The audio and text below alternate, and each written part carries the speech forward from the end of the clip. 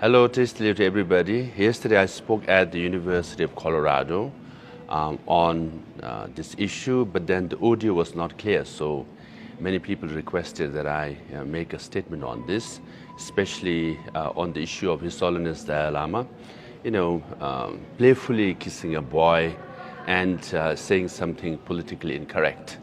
Those who know His Holiness the Dalai Lama, like Tibetans and Buddhists and people who have visited him and met him, will not see any story whatsoever in the story which is being shared and reported by major news media around the world. Number one, the incident happened in February 28. Why the news is going viral now after 5 weeks, that itself is a question.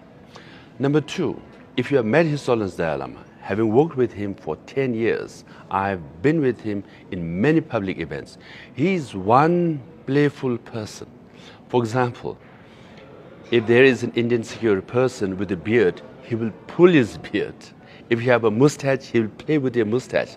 Sometimes, he will pull his mustache down, I'm sure that person has spent many minutes, keeping it up. He pulls it down.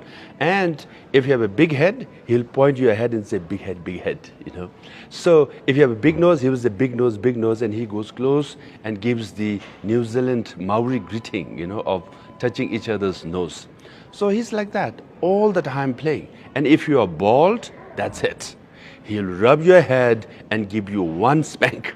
Sometimes quite hard. My security Kalyan used to get quite a few spank on his head because he was bald. Now, imagine His Holiness Dalai Lama going to the White House, meeting the President of America.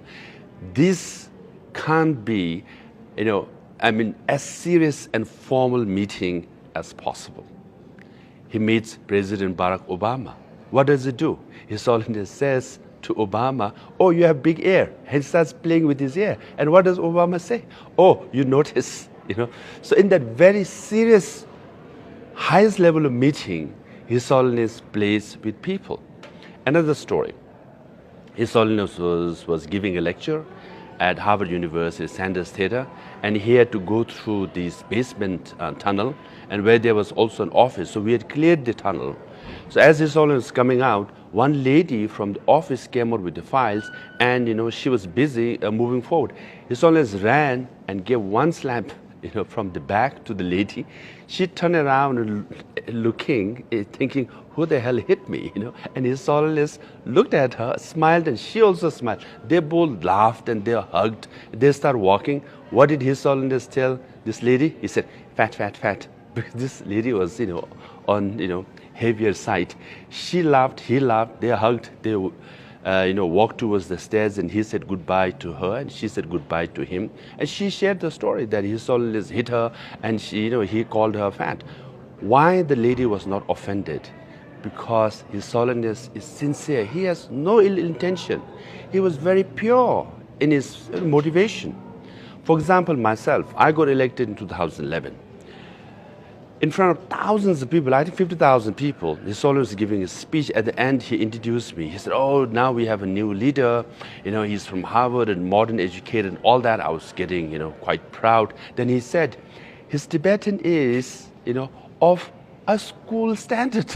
Can you imagine? I'm supposed to be a Tibetan leader, supposed to have oratory skills and Tibetan language. And then His Holiness just said, his standard of Tibetan is of a school kid. Everybody laughed, I was embarrassed, right? But what did I do? Did I feel anything bad towards His Holiness? No. Why? Because he's pure, he's sincere, he has no ill intention at all. I laughed with him. I was embarrassed. I wish he would be a little more politically correct with me in front of these people. But no, that's His Holiness for us, right? So people should understand that if you watch the video with the boy, Tibetans will say, that boy is so lucky. He got a hug from His Holiness, and he also got a kiss, right? But then from Western or others' perspective, I can understand it was politically incorrect. Then His Holiness office issued a statement, said sorry, to the boy and the family, anyone who was offended. Now that's the end of the story. We should move forward, right? But then, this rapper, musician, what Cardi B, and saying, oh, the people in power abuse their power. We should protect our children. And she shares the story about His Holiness and the boy. I mean, come on, give a break. Let me share with you a story that no one knows this. Maybe barely 10 people know about this. During COVID, right, America was #1 in infection and death. India was #2. That's where His Holiness Dalai Lama lived, right? So I was going to Washington, D.C., and his personal physician, Dr. Sitanla, called me and said, hey, when you go to D.C., America is about to launch, Pfizer vaccine. If you could get some vaccine for His Holiness, because His Holiness is 85 now, entering 86 years old at that time. All the people who died, majority of them were elders, and His Holiness Dalai Lama was vulnerable given his age, right? So I came to Washington, D.C., this is in November of 2020, right? And I met people at the White House, the Deputy National Security Advisors and others, and I made a request. And I said, His Holiness is very, he's given his age, we need to vaccinate him and protect from COVID. And White House agreed. And then message was conveyed to the US Embassy in Delhi. They also agreed, right? And then the vaccine was supposed to be taken to Dharamsala. Now the personal physician of His Holiness and the personal secretary approached His Holiness. You know what His Holiness said? He said, oh, please thank the government of America, but I don't want Pfizer vaccine. Because 1.4 billion people in India, they don't have vaccine. And I see people here, ordinary people, they are not getting vaccine also, right? I will wait till they get vaccinated, then only I'll get vaccinated. So, he refused a vaccine from America. That's His Holiness Dalai Lama, right? Now, we waited for a few months, right? And then finally, the vaccine was introduced in India, and AstraZeneca, which is 67% effective. And then again, the personal physician called me and asked me whether the government of India could facilitate that he be vaccinated at his residence.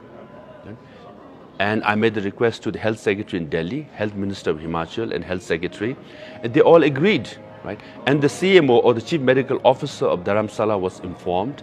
And then, next day, the personal physician went to His Holiness and said, Your Holiness, the COVID vaccine will be given to you at your residence, right?